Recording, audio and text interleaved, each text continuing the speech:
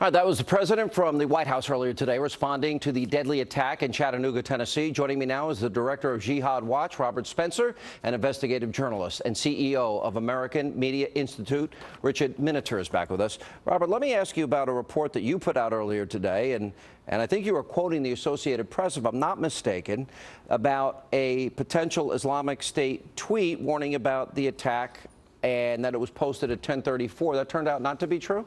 Well, it was a genuine tweet, but it seems that it came from the Pacific time zone. And so it was almost certainly posted after the attack and not during or before.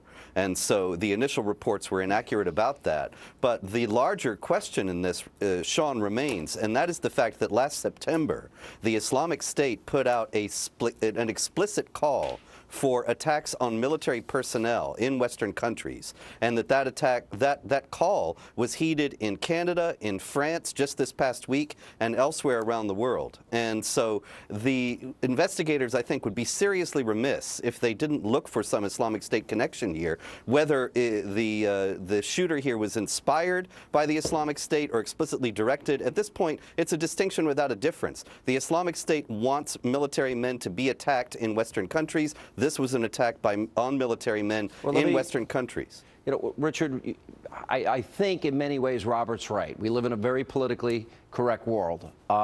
You look at the circumstances here, the call by ISIS to attack military installations, it seems to be at least the #1 thing I would be looking at. Your thoughts? Absolutely. I mean, against those who warn about the dangers of profiling, there certainly are real dangers to profiling. You have to ask the question, why is it that so few of these killers seem to be named after Roman Catholic saints? I mean, there is a connection here. We know from the Fort Hood shooting and similar shootings that often there is direction, either out of al-Qaeda in Yemen or out of ISIS or out of other radical Salafi or Islamic radical groups. Certainly, I think investigators are going to be looking at his emails and his other electronic communications. It's also instructive that the 2 blog posts that he's ever posted, according to the Daily Beast, both refer to Islam from a very radical perspective. The other thing investigators should be looking at, too, are the videos of these facilities over the past week. Often these kinds of attacks are rehearsed days in advance, and it's also possible if there's video of him rehearsing this attack, there may be a passenger in the car, and that would point investigators in the direction of other accomplices. All right, Robert, Richard, thank you both for being with us.